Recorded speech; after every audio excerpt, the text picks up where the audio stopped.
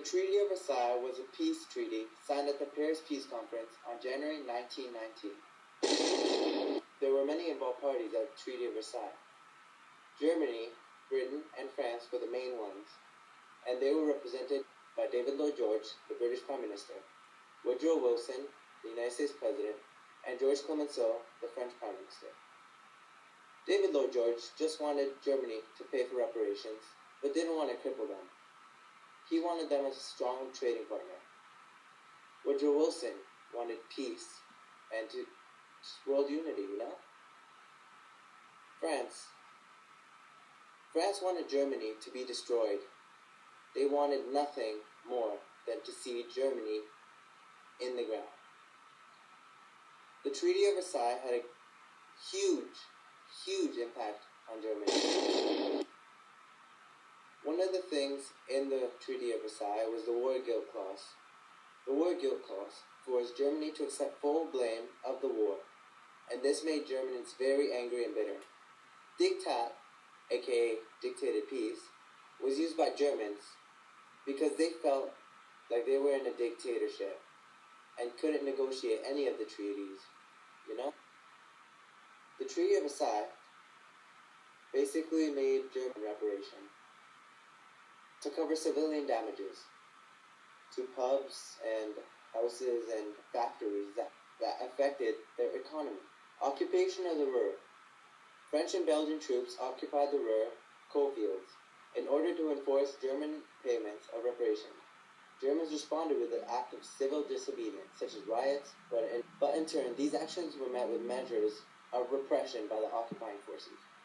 Germany's army was also limited to 100,000 men, and its navy and air force were also severely restricted in size.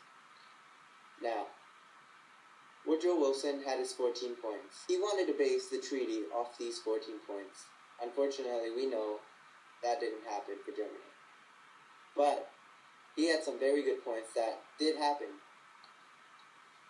One of the points that he had was outlawing alliances, which meant that no alliances should be made in secret, so that people and countries would be free to navigate through and around the seas. Another point on Woodrow Wilson's 14 points was that he wanted free trade. He wanted countries to have free trade with whoever they like. Alsace-Lorraine was returned to France. Alsace-Lorraine was important to France for valuable iron ore deposits and steel-making plants and other industries in Germany. Another big part was the formation of the League of Nations. Its purpose was to end all future wars and to guarantee the political and territorial independence of all states. Germany tried many things to reduce the amount of money they had to pay for reparations. The Young Plan was one of those things.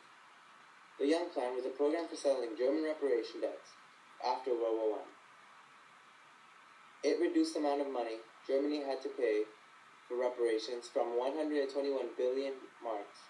But when the World Depression came about in the 1930s, Germany was unable to pay that money, and so they proposed to pay only 3 billion. But that proposal didn't go through. They wanted to take Germany out of hyperinflation and to return Germany's economy to some form of stability. The Locarno Pact was where Germany, France, Belgium, Great Britain, and Italy mutually agreed to peace in Western Europe. The mutual agreement between France, Germany, and Belgium was that they wouldn't attack each other unless legitimate defense. Another big thing that impacted Germany was mandates. There were many types of mandates. Class A mandates were considered able to become independent. Class B mandates were those colonies that needed just a little bit of push and help to become independent, but were directly responsible by the Allied powers. Class C mandates were those that were considered unable to become independent, and so they were given to nearby countries. After their mandates were taken away, Germany had lost about 13% of the land. And since they had to pay a huge amount of money, that didn't help them at all. The Sark coalfields were a huge part of Germany. It was placed under French control, but after a plebiscite was held, the voters voted in favor of returning to Germany. The League of Nations was one of Wilson's 14 points. Like I said, its purpose was to prevent future wars and to guarantee the political and territorial independence of all states. The League of Nations eventually got up to 50 states, but the US never joined, even though it was their idea. Countries such as France, Italy, Germany, and Great Britain were all part of the League of Nations at some point.